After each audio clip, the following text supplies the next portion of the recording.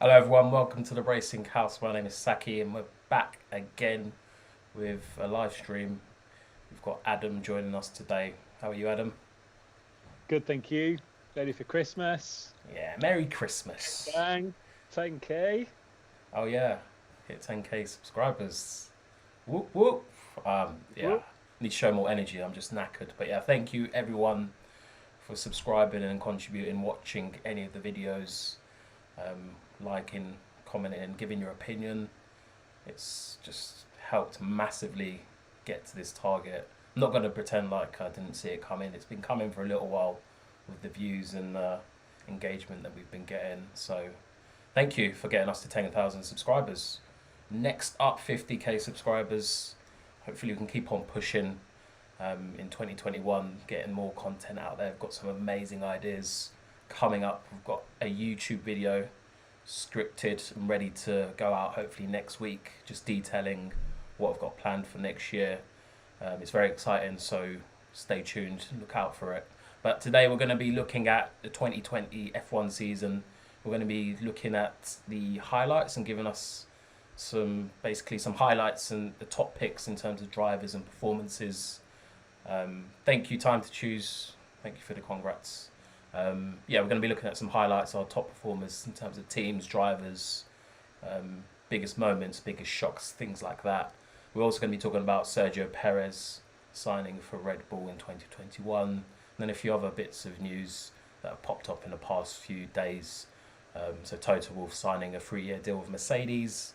Also Lewis Hamilton being announced as the BBC Sports Personality of the Year last night, which is great for Formula One, given what he's achieved so far. But yeah, let's get stuck in and talk about Sergio Perez, because we were talking before the stream. And the reaction from you was amazing. So I thought let's just start this live stream, get it out there in a year. You were saying about Christian Horner, you're not impressed with him. Well, it's not necessarily that I'm not impressed with him. Like he's obviously brought some major success to Red Bull. Hmm. He's just slippery. Oof, And slippery. Why'd you say that that? whole I know well why to you me, say that. Go on, but I want you to yeah, explain to that, everyone. that whole Red Bull setup with Horner and Helmut Marko and those that little group Hmm. of people execs in the Red Bull team, they are unashamedly results driven and nothing else. You see, but the thing is, you think about the iconic success stories of old, and it's always about relationships, Yeah, and it's always about team, and it's always about trust. yeah. So, so the point that I was getting at when we were talking before the stream, I know I just dived in, but the but I think the main thing is you look at major sporting success across all sport, and it comes from relationships and it comes from trust. And apart from Verstappen and the people around him, I just feel like there's not a great deal of trust outside of that quite small circle. Hmm. Um, yeah, so I think Perez is the obvious choice, and I think he's the good choice. I think he'll impress a lot more than the previous teammates for Verstappen, basically Yeah. because he's a lot more experienced and he's got a great track record. Hmm. But I also worry for Perez because he's been in a very stable situation at Force India, Racing Point, through the various iterations of that team, Yeah. and he's now heading into what could quite quickly become unstable ground. So I think I'm nervous for Perez on this because obviously a drive next to Verstappen is a lot better than no drive at all, of course, Hmm. but it's not the safest seat to jump into. And I think it's only a 1-year deal, so the spotlight's going to be on him from the very beginning. Yeah. As soon as he steps into that, as soon as he steps into that HQ, the spotlight's going to be on him. Yeah. I don't know what you think. What do you think to the whole thing? I think, yeah, that's an opinion that hasn't really been spoken about much. The fact that Sergio's stepping into an unknown, and it could go quite badly quite quickly given the performance of other drivers that are talented up against Max. Um, but saying that, if I was to allow any driver to take up that opportunity, Sergio Perez has been in some very like awkward situations, and he's had to fight and really drag a team up that shouldn't be performing at the level that they were, and he's really driven beyond what the capabilities of the team and that car were at that time. So he's been in difficult situations with Force India, Racing Point, and he's really stepped up to the plate. So that's an opinion that is different, but I think he's capable. If there's anyone that's capable, he's a real fighter, and I think he's got that ability to just have that alpha attitude where he's cutting out all the noise and just saying what he wants. He's not going to be afraid to stand up to any of these people. He's not going to be afraid to do it.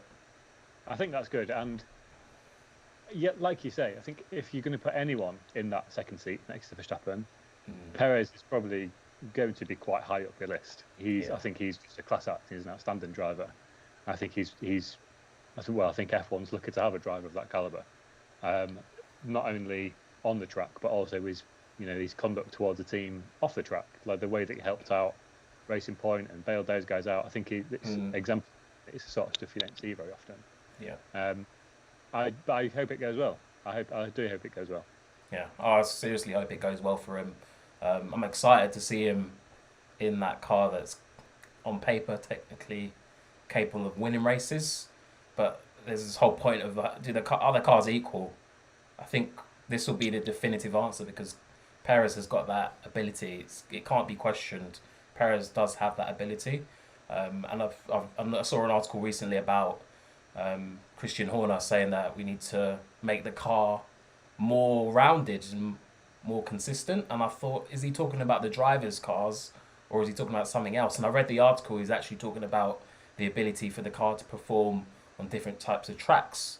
So I was a little bit disappointed that he didn't come out and say that they're going to give them more equal cars. But I think they've realised that they can't make the car so Max-centric. And I think there's been other drivers that have, I think it was Mika Hakkinen, that came out and said that the car is clearly set up in a way that suits Max's driving style, which, by the looks of it, seems to create very unstable cars that are hard to predict. I think he enjoys that tussle of being able to battle the car and get it using his physical ability. I think he quite enjoys that, which doesn't necessarily suit all drivers, especially when they don't have that natural instinct and ability compared to Max. I think Checo, he may have that. He's got that fighter spirit where he'll be able to react to what's happening in the car and put it in a good position. So I'm looking forward to it next year. On the flip side, we've obviously got this great news of a good driver signing for another year. It seems to be like a domino effect. We've had it all throughout the year where one driver has been signed for a seat and it's led to another driver that's liked, or other drivers that are liked, but they've been ousted. Some have been ousted out of the sport. Some have moved on to another team, which has created another domino that's fallen. So with Sergio coming into the Red Bull team, that basically means Alex Albon is without a seat for the 2021. How do you feel about that? I do want to answer your question, but I want to just quickly nip back to something. So you were talking about the development of the cars and how equal they are and how they're set up for Max. The other thing as well to consider with Red Bull is they do their R&D slightly differently. So they start off obviously with Adrian Newey being involved in that team and things like that. He has his own methods. They set the car up in a really radical way, in a way that's very kind of extreme, and then fill the gaps in as the year goes. That obviously is something that Max is kind of accustomed to, but because Max has been there for such a long time, they may be designing a car a year into the future. They're not necessarily thinking about the first half a dozen races of the season, because they're thinking, right, we need to actually try and catch up with this concept, this aerodynamic concept, this chassis concept, etc., that's tailored to Max anyway. So really, the way that Red Bull have turned over drivers, you have to ask the question, if they'd maybe given Gasly another year, if they'd given Albon another year, if Checo gets a second year, maybe the concept and maybe the actual design of the car from the ground up becomes more suited to the team rather than just Max, because obviously Max is the established talent there. Just something that I thought of while you were saying that. But on Albon, It's a shame, isn't it? I think he's had some real bright spots this year, and like the standout thing for me was Austria, when he was looking like he was on to win that race, until he got punted off by Hamilton, and you have to think back to that race and how long ago that seems now. It seems like an eternity ago, but how different the season could have gone had Albon won that race. You have to think, well, yeah, Hamilton still would have won and Mercedes would have still been dominant, but the whole narrative around Albon would have been very different from the beginning, because he would have had that leeway of having claimed the top step of the podium. Would have been his first podium, his first victory, and it was actually a really good performance up until that point. And he has had other good performances, and then there's been just a single error that's let him down. But I think he deserves a seat in F1. I think he's better than some of the drivers that we have. I think the year out, it'll actually be good for him. And I think he needs that to regather himself and maybe mature a little bit and become a little bit more mentally tough, because he began to see cracks at certain points in the year. Yeah. Let us know what you think down in the comments section if you're watching live. Do you know what's happening to Alex Albon in the off-season 2021 when he won't be driving in the sport? And what do you think he needs to do to get his seat back? Also, if you're watching, smash the like button so that it can the video or the live stream can get out to more people whilst we're watching it now. On Alex Albon, yeah, it is very sad because he's such a nice guy and he does have talent there. And you've got people like George Russell coming out to defend him and say that he doesn't know what's going on. Red Bull are basically messing up his chances. He pretty much said that quite early on into the season.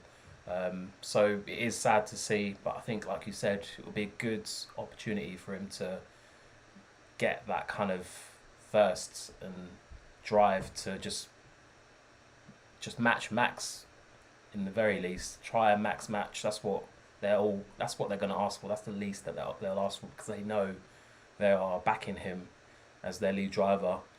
I just think it's probably quite harsh in terms of the fact that they churn through the number of drivers that they go through, but that's their philosophy.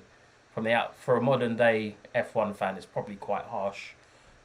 But my feelings, looking at Red Bull, is they've got a philosophy, they've got a ethos for their driver academy and program, and they stick to it relentlessly. And like you said at the very start of the live stream, they are very results focused. So if a driver's not cutting it, they'll obviously try and help them, but if they're helping them and they're still not cutting it, they're just going to cut them loose. Yeah, they're going to bring another driver in, because they've got a pool of drivers. They've got drivers that are willing to pay, like Sergio Perez, and bring sponsors to the team. Like, there's so many drivers out there that can be kind of slotted into that position. So for me, it is quite harsh on Alex Albon, but hopefully he'll come back stronger and absorb all the support that he's getting, because I'm noticing that there's a lot of support from him in the F1 community. People obviously happy for Sergio, but at the same time sad for Alex to not be driving in the sport next year. And who knows, this will probably make him stronger in the future. And he's still so young. I always forget how young a lot of these drivers are. He's still so young. It's early on in his career. There's been drivers that have taken a year out and they've been able to come back into the sport. And it's just the environment that they enter, these drivers in that driver academy at Red Bull, that they know if they get an AlphaTauri seat or a Toro Rosso seat, when it was called that back in the day, they know that they'll have the opportunity to get that drive at Red Bull if they perform. And if they don't perform, they equally know that they'll just never get a sniff of it. And if they get there, there's all this around them, all these other drivers that are just eager to take their spot. So it's dog eat dog. And they understand it's harsh, but they understand that it's the name of the game. Yeah, that's pretty much it. Let us know what you think in the comments. What are you going to say, Adam? You've got to consider as well that seeing as Albon has been, I think he's been confirmed as a test driver for Red Bull for next year. Mm-hmm. So Checo's got a 1-year deal. Albon's got a reserve driver role. Gasly's kind of on the fringes. I don't think anyone really expects Gasly to go back up. But that second Red Bull seat next year is already a 3-horse race between Checo, Albon, and Yuki Tsunoda. Because you know what Red Bull are like. If they like what they see with Tsunoda, and Checo's not cutting the mustard, they might say, you know what, let's put Tsunoda in, see what happens. And you can already see the cards kind of shaping up for something like that to happen again in future. Because it would be horrible if Checo didn't perform and they say, well, Alex has had his chance. You know, he can maintain a reserve driver role, maybe drive in other competitions. We'll put Tsunoda in, and he flops. Then you've got another driver that's not done it. Hopefully they've learned a lesson, and hopefully they've realised that before drivers, obviously there are some exceptions, notable exceptions, notable champion exceptions, but most drivers need a couple of years at least in the sport to find their feet, find their pace, find their rhythm, find their routine, what they like in a car, what they don't like, before they can step up to those elite teams. Because putting in a rookie or a near rookie, Red Bull have shown it doesn't work. You're giving me tingles in my toes, mate. Just thinking of George Russell stepping into that Mercedes. He's an exception, though. He's the exception he's to a the rule. championship type driver. Yeah, similar to. You know how I feel about George. I feel those WhatsApp voice notes. Yeah, it's getting into the depth of your love for George there. I don't think everyone needs to find out about that level of love. Maybe another time. Got a comment here from Owen Barry. He said he's been promised a seat in 22, I say. So yeah, we don't know what's been discussed in the backgrounds, but I'll be very careful over trusting too much because it can change so quickly in the sports. What was that? It's just horn his slippery ways. We've got one from... I'll have a drive. He's probably said that to 5 different people. Yeah, it's very competitive. So darkness has fallen. Pierre Gasly is going to go to Renault. Alpine to replace Esteban Ocon, my guess, and Albon goes back to AlphaTauri. Thank you for that comment. One from Time to Choose, which I really gets my brain ticking and thinking this is the moment that I knew that Albon was kind of done and dusted in terms of he's gone mentally. He says, Time to Choose says, I don't know that they raced me so hard comment had every team principal cringing. That when he said that, when F1 producers played that moment, I knew that he was just his mental approach was just all over the place. Because he said they raced me so hard when I think it was Daniel Kvyat? Yeah, it was. He was going after both AlphaTauris, and we exchanged a few voice notes over that. And that was one of many kind of just cracks in the armour that you could see. And like you think back to that moment, and you think back to Imola where he spun and Checo went round him, and there was just moment after moment where you wanted to give him the benefit of the doubt, and then they'd either be Checo or someone else, and it'd just be like, well, that's another one. You're right. There were so many moments throughout the year where the people that you expected to be leading the race or winning the race weren't there, so it opened up a massive opportunity for people like Sergio Perez, Lance Stroll, Esteban Ocon to get results and get on the podium. And I saw this so many times. Max Verstappen wasn't there for whatever reason, and Alex Albon was still in the race, and Alex Albon just couldn't do what was required to get the win or stay out of trouble to get on the podium, because he should have got a podium arguably a lot earlier than he did, and he potentially could have won the race, which just evaded him because of so many reasons. But there were so many opportunities this year for Alex to kind of show what he's about, and it just evaded him. But yeah, that moment, they raced me so hard, been turned into a meme, right? Been turned into a meme big time. Moving on to the next topic, unless you've got anything else you wanted to say. Good comments and good questions though. I think we're all on the same page with this. I think we're in agreement really that this is unfortunate for Albon, and we all like to see young drivers excel and do well, but just at the moment it doesn't make sense. I also really like the comment about Gasly going to Renault. That would be, or Alpine. That would be an interesting twist of fate between the ongoing saga between Ocon and Gasly. That'd be interesting. Oh, yeah. They don't like each other, apparently. No. So, yeah, moving on. We're just going to give a bit of a... We're going to have an overlook of the season and just name a few moments that stood out for us. So, we'll start off with who's your driver of the year?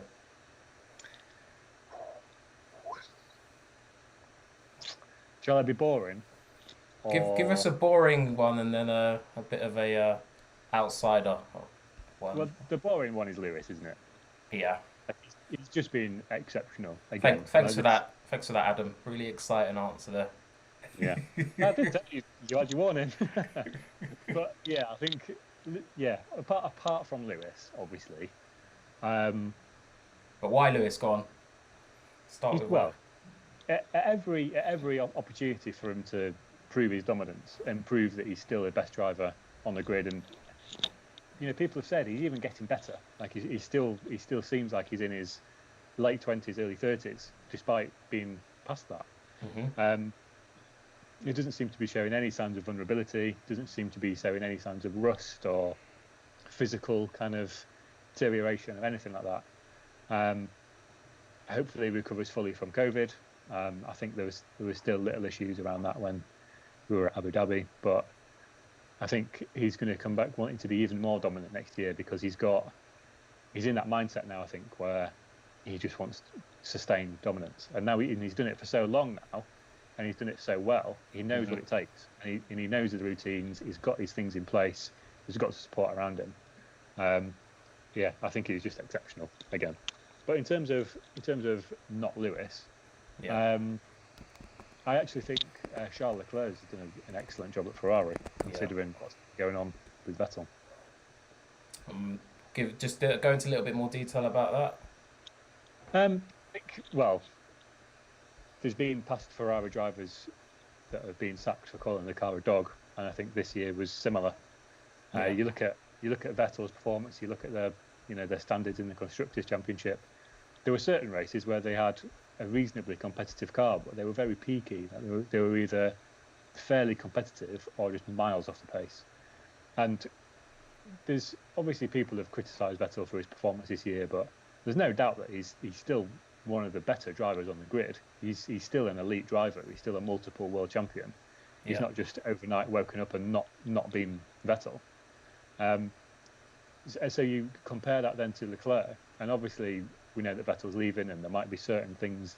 It's obviously been denied, but certain things that have been going on behind the scenes. But you look at the comparison in performances and just the buzz around those drivers, and he's like night and day between those two. I think Leclerc's had an excellent season, and I think he's actually had some really good performances. Yeah, I think I would agree with you. That would have been my kind of wild card response. So I'll give a little bit of a boring one for you. I'll go for Sergio Perez, because some of his performances this year, the way he's basically either been involved in an incident or messed up, fallen to the back of the grids on a number of occasions, and then they just stormed his way through the grid, which we don't get to see that often. Like, unless Lewis or Valtteri, okay, I'll take that back, not Valtteri, unless Lewis ends up in some sort of trouble or does something that's just unexplainable and has to fight his way through the pack. Like, we don't get to see it that often, but we have seen it in the case of Sergio Perez. And I think for him to not have the best start of the season against Lance Stroll, I know Lance was a little bit more consistent at the start of the season, but after it was confirmed that Lance and Sergio would be leaving the team, and Sebastian Vettel had signed, I think his performances ever since then have just been pretty consistent, pretty special on a number of occasions, and has just literally left the whole F1 community thinking, how has this guy not got a seat for next year? To the extent that Red Bull have gone out of their driver pool, their driver academy, which they've always stated that they've got a strong driver academy, they don't need to go outside of it, that Red Bull have signed him pretty much like just off the bat Yeah, on merit, like the meritocracy that Toto likes talking about so much, and it's left me questioning Lance Stroll and his performance in the last 2/3 of the year. So I've done a video recently. Go and check it out if you've not seen it, about Lance Stroll and does he deserve his seat.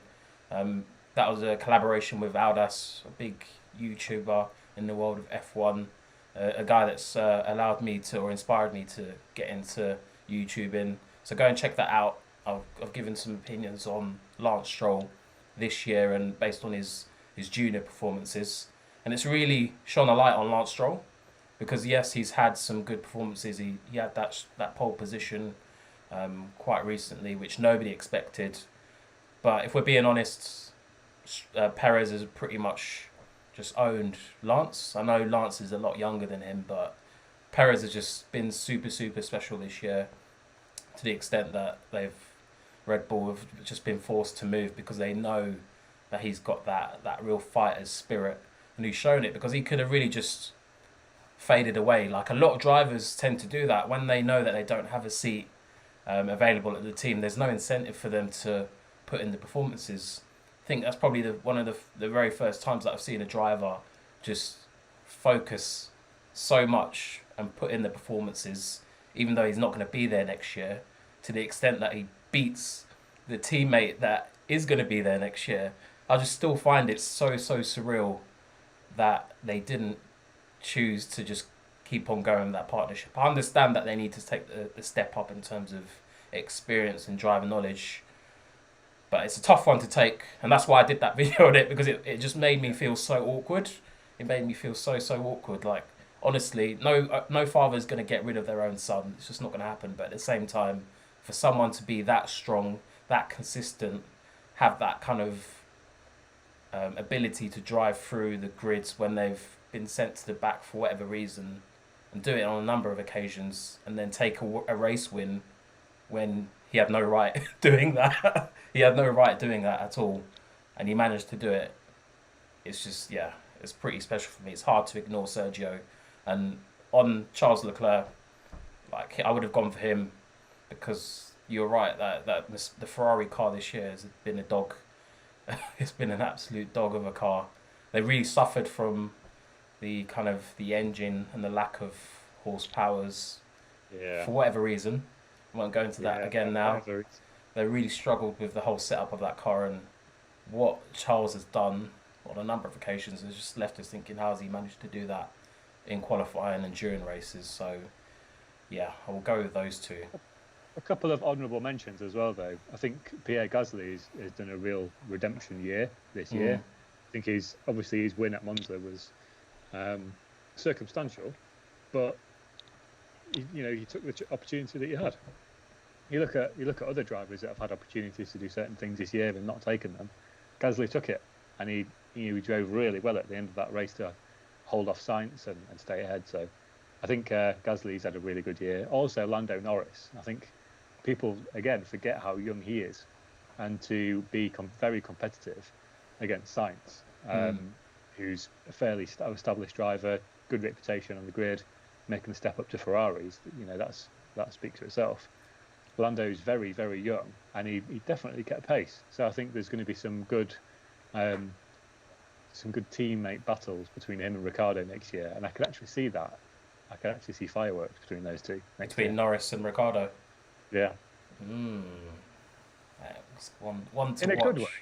Yeah. In a good way, but I think there'll be some very healthy competition between those two. Yeah, sticking to Ricciardo, he actually finished 5th in the championship, which obviously he was in the running for finishing 4th. Yeah. Had he managed to get enough points, because Sergio obviously retired in that last race. And for me, he's probably as surprised as everyone else how good he was able to perform in that Renault. So he's obviously a contender, but on more of a low-key contender, because even that podium, Cyril definitely didn't manage to predict it. Otherwise, he would never have put that bet on. What's happened about that tattoo? Why has that not happened yet? I don't know. I need to get an invite to that live stream. Sakki. Yeah, use his contacts that you've got and figure out where Cyril's tattoo is. I don't. If anybody knows in the comments when that tattoo is getting birthed on Cyril's face, hopefully. Hopefully it will be two for the two podiums. But yeah, if you're watching again, hit the like button just to show that you are enjoying the live stream. We're going to move on to the next topic, which is Toto Wolff signing for another 3 years at least with Mercedes. What did you think about this? Because I'm a bit peeved, if I'm honest. I'm a bit annoyed because I did a whole video about Toto Wolff's replacement. It's just not going to happen. Still a good video. Still a very good video. Yeah, it's a decent video. It's a decent video, but it's just not going to happen, is it? No, yeah. not yet. I think the thing it's a balance, isn't it, with Toto? Because he's obviously looking for a way to start spending a little bit more time with his family and starting to wind down his involvement with what's going on track quite so much. Yeah. But Adam, 1 second. Move your head back a little bit. So. There we go. Back in focus. Okay, sorry. Yeah, the issue is when you own part of a team and you actually have quite a large ownership stake, it's difficult to then step away. So even if you wanted to, you'd have to find a buyer, and you'd have to find a buyer that was going to offer him a price that he liked. So it's quite possible that maybe there's a little bit more to this. I always think there's more to it, as you know. But there's obviously the partnership with Ineos. So there's now equal split between Daimler, Ineos, and Toto. Yeah. Which is quite a trio. It's quite a powerful trio in Formula One. But you've got to consider what is coming next, because Toto's not going to want to be involved in the team forever, you'd assume. He's already made a lot of noises in interviews and made comments and things like that about winding down.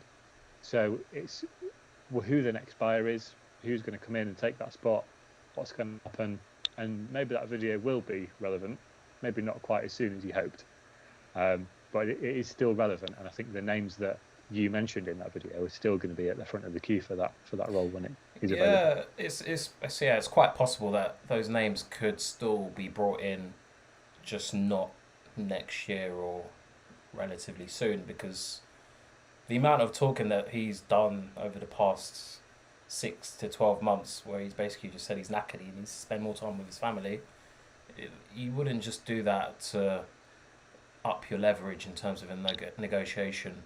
Like, that comes from a place of being a father and a husband and knowing that you need a bit of time.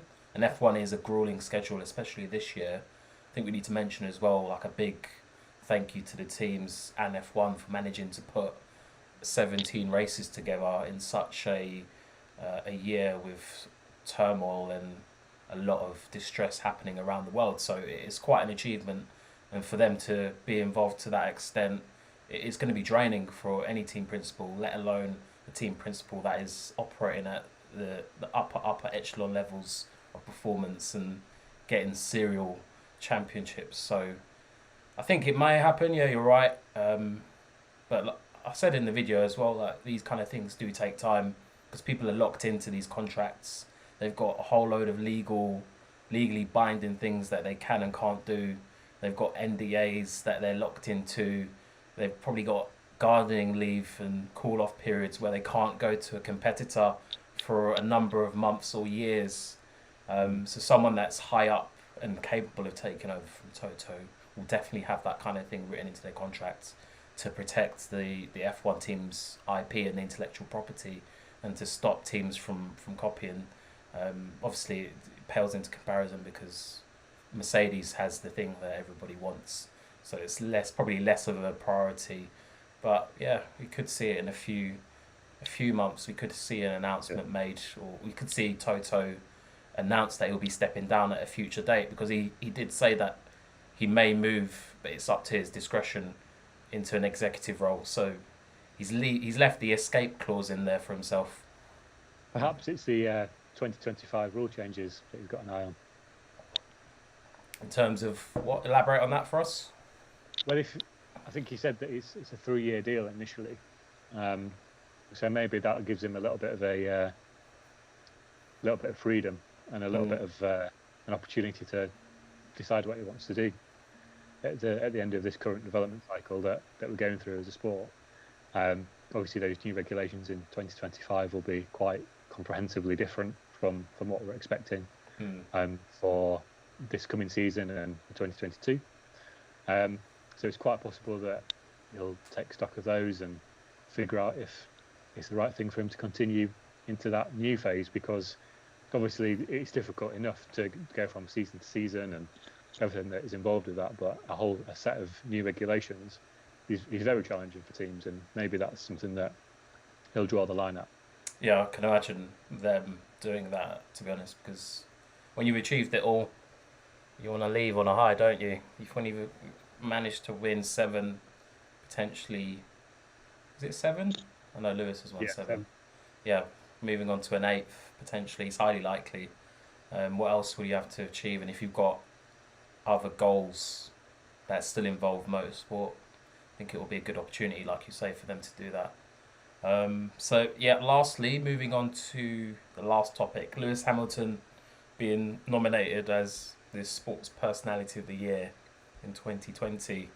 I know there was a lot of people campaigning for him to be voted for and get that award, because he's been nominated quite a few times, but he's missed out for whatever reason. We've had a lot of people arguing that he doesn't pay tax this, he doesn't pay tax that. Oh, he's got no personality, etc., etc. We won't go into those arguments, but he did win it, so that is something huge for the motorsport industry. Given what he's done over the past several years, I think it's more than due, especially what he's done outside of the sport, using his voice and his platform to really go beyond just being an F1 driver. I know it's not compulsory for any sports person to do that, but it feels like he's got that confidence to do it now, and he has really gone beyond just being an F1 champion. And there's a lot of people that were arguing and saying that Marcus Rashford should have got it, or should have been nominated at least. I can understand why they'd say that, but at the same time, Marcus hasn't really done a lot on the pitch. That's coming from a Man U fan. Please don't unsubscribe because I support Man U, by the way. But yeah, Marcus hasn't really done that much on the pitch, and he's still relatively young. He's got a lot to offer. He's done a lot off the pitch, which he should be praised for. But I think that should be saved and potentially, I think he got another award. So what do you think about him getting this award? I think it's well deserved. I think this is the second time they got it. I think he got the one really early in his career. Did he? When he became champion. I think so. Oh, yeah. Okay. I'm sure I read that. Because I think he got one the first time that he won, or around that time. So I don't think I've imagined that. No, you might be right. You might be right. Yeah, I think it's good though. I think it's the right decision. I think if you look at the fact that Formula One has been one of the sports that's kind of led the way in a response to COVID, and has managed to provide what was actually quite a full calendar, particularly considering how short time frame it was done in. It's been one of the major sporting attractions. It was, like in previous seasons, I've kind of lost interest in Formula One, and this season, because it was one of the first ones to come back, it was like, right, okay, let's get back into this. And I have done with a vengeance, and I've ended up talking on YouTube with someone that I didn't know this time last year.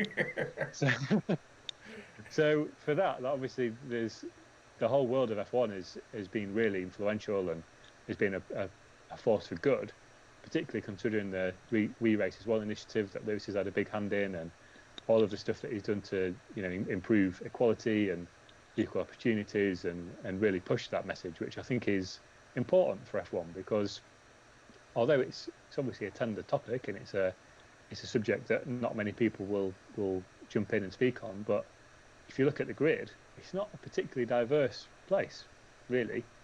Obviously, drivers and the staff that are involved there, you don't see that. So I think he's got a point. I think there should be more diversity, and whether it's, I don't necessarily think it's a deliberate thing. I think it's just a circumstantial thing, and the whole encouragement of STEM subjects in schools and those sorts of things. Obviously, with me working in education, I know a little bit about that, and how important it is to make sure that science, technology, engineering, maths, all those sorts of things are available to people in all areas and all communities and all backgrounds, etc. So I think the stuff that he's done behind the scenes is actually really important, and I agree with it. I think it's really good. And the thing is, when you're in the public eye as much as Lewis, there's always going to be criticism, and there's always going to be people that that point fingers and disagree and say that he's using his platform for the wrong things and things like that. It's his platform; he can do what he wants with it. Yeah, and it's something that this is my issue. Like, I don't think that Lewis Hamilton is the perfect person.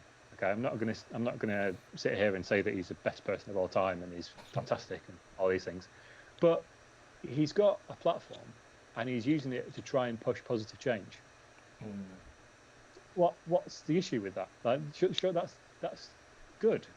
And you think back to celebrated drivers of the past and what they stood for and things that openly have come out about what they've done and what used to happen behind the scenes and all that sort of stuff. Or even future drivers. Yeah.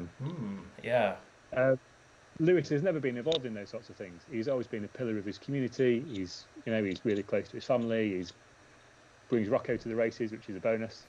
I just think he's a class act, and he has been for a long time. And to maintain that level of professionalism and being so well thought of by so many people while being so successful for such a long time, you really don't see that very often.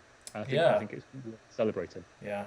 And just on a side note, because I know I messaged you a few days ago about the mental strength that's required to take that kind of public criticism, whether it's good or bad, takes a lot. Like, even thinking about people like Alex Albon, it takes a lot to be in that position, and the mental fortitude that's required for any of the drivers, let alone a driver that is critiqued for being the best.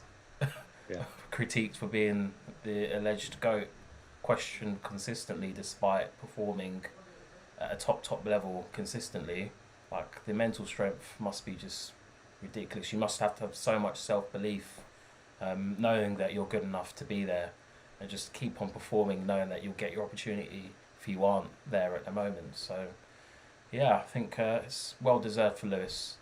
I think we're gonna call it a day there for the last live stream of 2020. Thank you for joining today. If you're watching this on playback, make sure you leave a comment and like and subscribe if you haven't subscribed already. It's been a pleasure doing these live streams in 2020. We're going to be doing more of them in 2021 in the run up to the new season and during the season. We're going to put some new twists in there to liven it up and freshen it up a little bit. Adam's had some great ideas, so we'll be putting those out there. But yeah, thank you for joining us in 2020. There'll be more videos coming out this year, but like I said, the last live stream of the year. Thank you for joining. Until next time, everyone.